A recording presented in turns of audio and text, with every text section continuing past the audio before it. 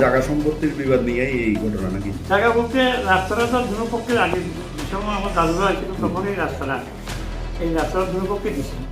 এবার তারাই এই পক্ষে পরে এই পক্ষে পরে তা আমরা তো আমি এই পাশের থেকে আমি তিনটা বেশি জায়গা থেকে আধা ঘন্টা জায়গায় অনেকবার মাপ করছে, মাপটা পুরো রাস্তাটাই এই আমাদের দপ্তরের পক্ষে আর কি যে পাশে বাড়ি এদের ভাগে পড়ছে। অত মাপ হলে তারা পক্ষে পড়ছে, খুঁটিমুটি দাঁড়াইছে না, এমনিতে মাটি খাওয়া বলছে। আমি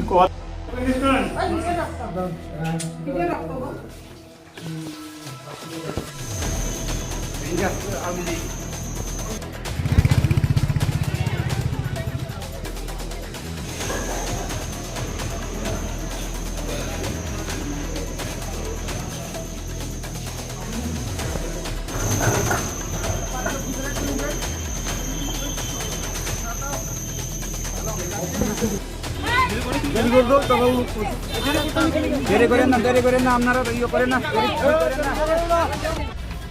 আমি আপনার প্রথমে স্কুল থেকে বাড়ির খালি ঢুকছি, ওখানে আমাদের পাশে বাড়ি যে আমি তো মামা ডাকি তারারে, মামা শ্বশুর হয়, নাম জানি বড় জনের নাম জানি গিয়ে ছোট জনের নাম পিজুষ, বড় জনের নাম পিজুষ আর ছোট জনের নাম তরুণ।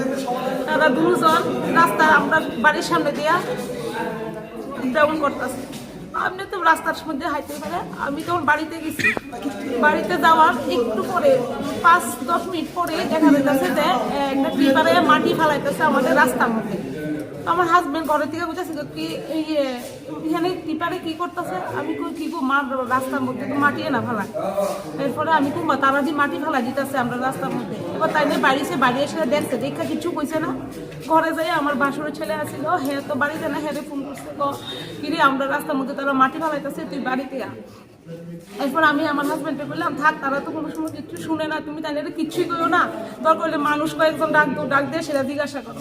তো আমার হাজব্যান্ডের গেঞ্জি পরে ছেড়ে রাস্তা দিকে গেছে, গিয়ে সেটা কইতেছে ড্রাইভার তারার সঙ্গে প্রথমে কিছু কইছে না, ড্রাইভারে কইছে যে তুমি মাটি ফেলাইও না, আগের জায়গার সমাধান হোক, এরপরে যায় সেটা মাটি ফেলাইও, তুমি ওখানে মাটি ফেলাইও না। এই কথা কইতে তারা দুনু ভাই আইছে, এই তোর জায়গা নেই, তোর দিকে মাটি ফেলাম এটা আমি খুশি, আমি কোন মাটি ফেলাবো।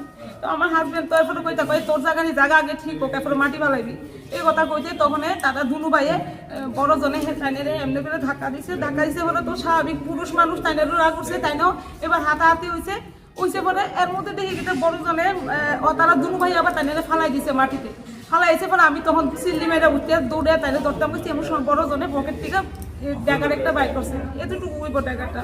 তো আমি কই আরে তাদের কাছে তো ড্যাগার আছে, যাইও না, এই কথা কইতে তাইনে মাইরা দিছে, আমার সামনে মাইরা দিছে, সঙ্গে সঙ্গে তো রক্ত ঝরছে।